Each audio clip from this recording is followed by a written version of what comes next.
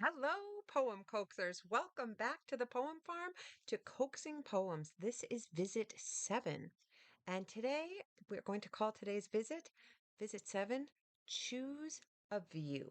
Because today we've talked about all kinds of things from metaphor to line breaks to how we find ideas to breaking patterns and making patterns and then breaking the patterns. But today what we're going to talk about is where we choose, each of us, to stand and what voice we take when we write our poems. So, we call this in writing point of view. And so today I'm going to make a few ideas. I've written a few drafts of poems that I'll share with you that still need a bunch of work, but I wrote them to serve as examples from you because they are about the same topic, but they are each from a different point of view.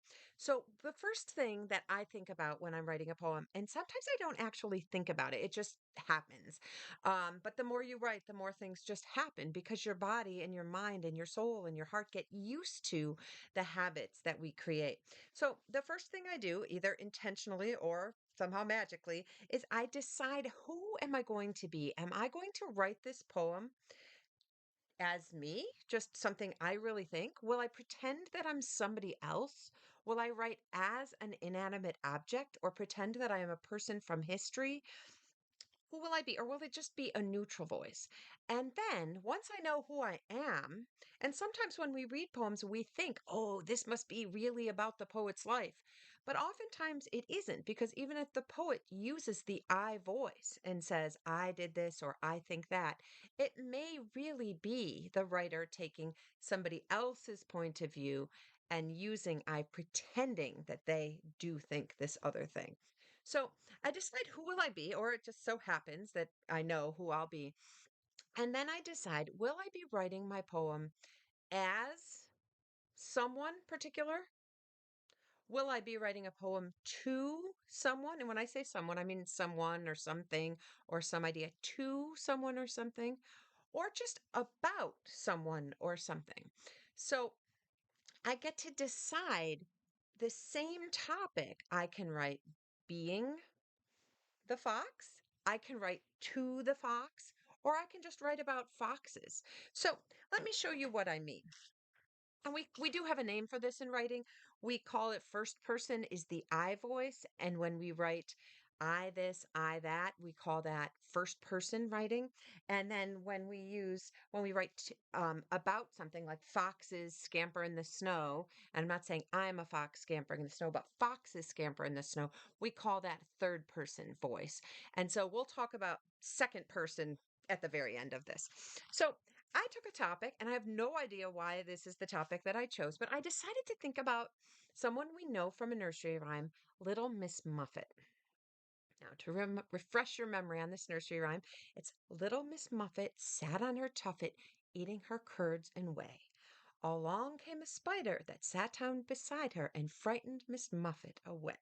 And there are many versions of this, but this is the one I know. So I decided the first draft of a poem I'm going to write is I'm going to pretend that I am Little Miss Muffet. I'm going to write in her voice. And this poem was first recorded in 1805, so it's an oldie. So you can see, as always, all kinds of crossouts going on here. So we'll see if I can read it. So this poem is actually currently titled I Am an Arachnologist, which is a person who studies spiders. I am Dr. Miss Muffet, the girl from the tuffet, the one you remember as frightened away. Afraid of the spider who sat down beside me, someone wrote a rhyme, but I've something to say. I'm not scared of spiders, though I was long ago. That's I keep spiders as pets now. That's the truth. Now you know. So that poem is in the first person voice. I'm writing as Little Miss Muffet. So I'm pretending to be Little Miss Muffet. Now let's look at another one. This one is written to Little Miss Muffet. And it's still in the first person voice. I'm writing to her, and I'm being me, but I'm writing to her. This is called, crossouts again, I Want to Draw You. Oh, Little Miss Muffet, please, what's a tuffet? Some say a small hill, Some say a footstool, and some say it's just what you sat on. You've sat on a tuffet since 1805, and still no one knows what's a tuffet. And that I wrote because I did a little Miss Muffet research, and it's true. There's a lot of back and forth about what actually is a tuffet. And one person did say a tuffet is what Little Miss Muffet sat on, and this we can be sure of. So I thought that was a little bit funny. So this poem is written to Little Miss Muffet. I'm not being Little Miss Muffet. I'm writing to Little Miss Muffet. Kind of me, but if I wanted to, I could also be the spider writing to Little Miss Muffet. That is another thing I could do. I could take a completely different voice and write to Little Miss Muffet. Or I could write a poem just about Little Miss Muffet. So I'm not her. I'm not writing to her. I'm just telling about her, kind of like Fox's Scamper in the Snow. Right now, this is titled Two Friends. Little Miss Muffet. Her first name was Alice. Her best friend was Mary, the girl with the lamb. And Alice and Mary, they played with the lamb and sat on the tuffet. They all went to school. They raced down the hill past the pig at the market and found 12 little mittens the size of cat paws. This is a story poem. You might remember that from a while ago. And it has woven into this last stanza here some other little nursery rhyme imagery that you might recall. So I'm still kind of playing around with this, but this I don't write as Miss Muffet. I don't say my first name is Alice. My best friend is Mary. This is third person. I am writing about Little Miss Muffet and her friend Mary, who had a lamb. So we think about first person, where we write in the I voice. It might be really real me or pretending to be somebody else.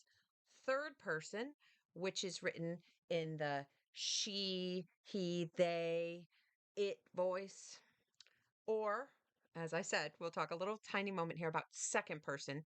And the second person voice, if we choose that voice, is, or we choose that view, second person is when we use you, the word you, Y-O-U, in our poem, where we speak directly at some point in our poem to our reader, saying you. So in that way, we invite our readers into our poem because we're speaking right to them. You may do this. You may look outside and see a fox on the violet snow.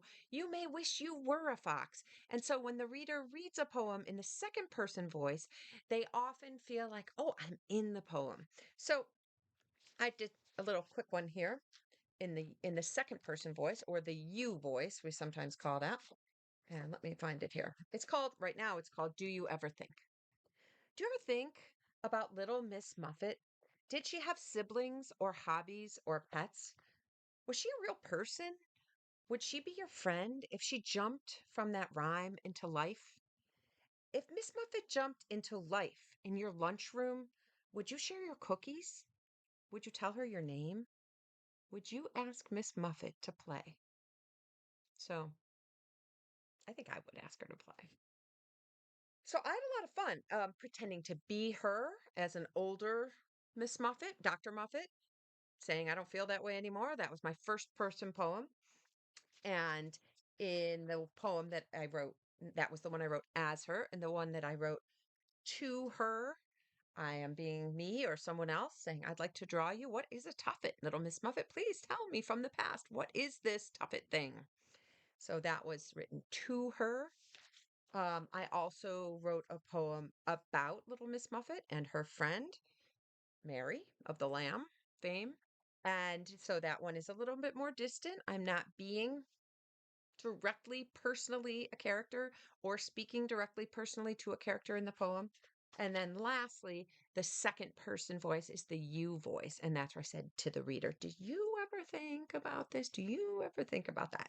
So we do this as writers. We choose a view, and you'll see point of view in all the kinds of reading that you do. You'll see in articles that you read and in opinion pieces in novels. Sometimes novels switch the point of view with each chapter, and different people like to experiment with different things. Sometimes you have a favorite point of view you like to write from. Sometimes you might just like to play around. I found in writing about the same topic a few different ways, what it helped me do is it gave me a different window into the topic, and I understood something differently that I wouldn't have written if I'd written all four poems from just the first person point of view, pretending to be Little Miss Muffet. Instead, I got different windows in, and I ended up having different ideas simply because of the view that I chose, the viewpoint or the point of view that I chose. So, I hope that this little tidbit will be somewhat useful to you in your poetry writing and perhaps also in your other writing. Because do remember that the things we learn in poetry, the tools we learn as we write poetry, we carry with us to all of our writing. So, what we learn about making and breaking patterns, or what we learn about metaphor, or what we learn about finding ideas, all of these things can be useful to us as writers in all genres. So, I thank you very much for visiting me here for visit 7, which is Choose a View. And we have a few more visits after this. We'll see what they'll be. Who knows? It was lovely to have you. Come back again. Take good care and see you soon.